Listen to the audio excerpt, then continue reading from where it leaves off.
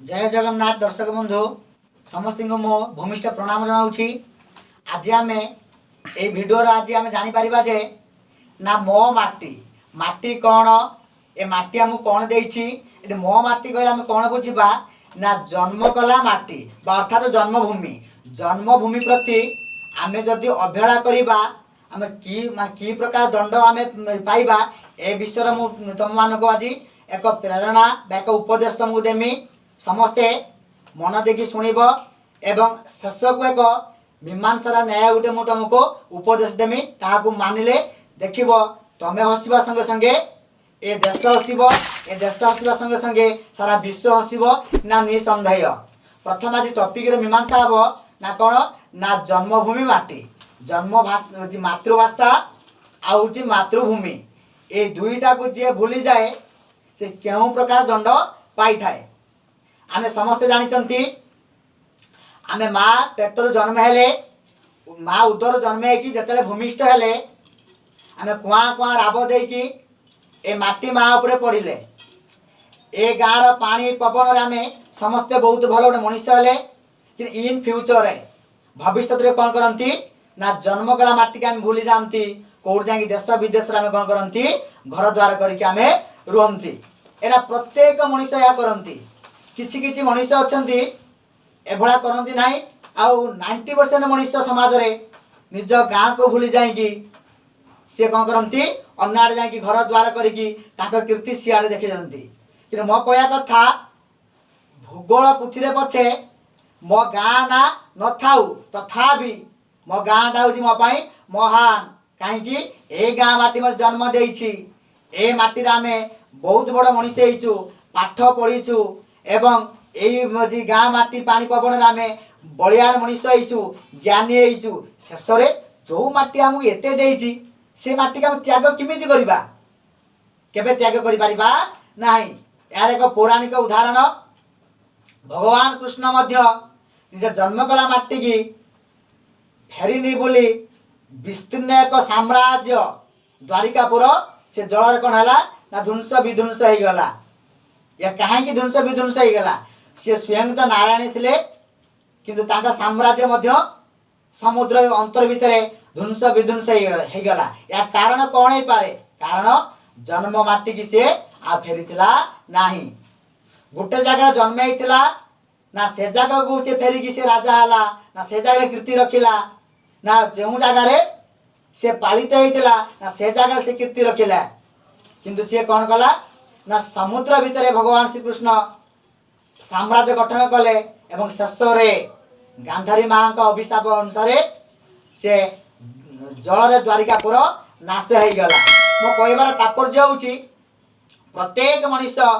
जदि जन्म हो जन्म कला माटी की जे भूली जाकि अन्य आड़े जे जाकि से साम्राज्य गठन करे निश्चित भाव में कौन जाए ना ध्वंस हबार कारण यह थाए। ताले भगवान कृष्ण का साम्राज्य यदि ध्वंस हो पारुछि ताहले आमे तो छार मनीष आमे गोटे साधारण मनीष आमे कौन आम साम्राज्य रखिपारिबा नाही। आमे कहबा आम गाँव कौन अच्छी आम गाँव कौन नाई ए मनीष चाहिए दिने ना दिने निज गाँ को कौटी जाकि शीर्ष शीर्ष जगह पहुँचे पार कारण कहीं भल पाइबा निहाती आवश्यक तुम गाँ को तुम भल पाओ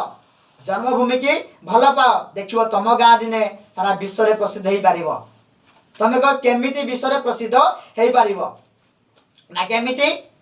ना तुम एमती जे गाँ माटी रही बहुत समाज सेवक हुओ बा भल कर्म टे कर देखिए दिने ना दिने तुम गाँ को अनेक लोक आसवे अनेक मीडिया भाई आसवे तुम खोजी खोजी आसिकी तुम पाखे पहुँचे तुम्हें कह गाँव में कौन रही खोजी खोजी आसिक पहुँचे निश्चित पहुँचे कारण बण हूँ एक विशाल बण भितर जब छुटिया गोटे मल्ली गछटे उठुची से मल्ली गछ अच्छी बोली कहीं जानती ना जो से मल्ली गछटी धीरे धीरे धीरे धीरे बढ़ी जाकि फूल फुटुची समस्त सुगंध आसिकी समस्त नाक फुटारे पशुची समस्त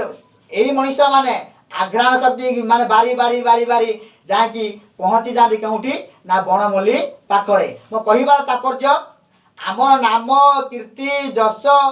ଯଦି ବିଖ୍ୟାତ ହେବ ଆମ ଖୋଜି ଖୋଜି ଆସିକି ମୋ ଗାଁରେ ପହଞ୍ଚିବେ ଏବଂ ସେଦିନ ଦିନେ ନା ଦିନେ କହିବେ ଇଏ କେଉଁ ଗାଁର ଲୋକ ନା ଇଏ ଏଇ ଗାଁର ଲୋକ, ଏଙ୍କ ବାପା ନାଁ କ'ଣ ନା ଏଇଆ, ମା ନାଁ କ'ଣ ଏଇଆ। ନିଜ ବାପ ମାଙ୍କ ନାମ ଉନ୍ନତି ହେବା ସଙ୍ଗେ ସଙ୍ଗେ ନିଜ ଗାଁ ବି ଉନ୍ନତି ହେବ, ଏ ଜନ୍ମଭୂମି ମାଟି ବି ମଧ୍ୟ ଉନ୍ନତି ହେବ।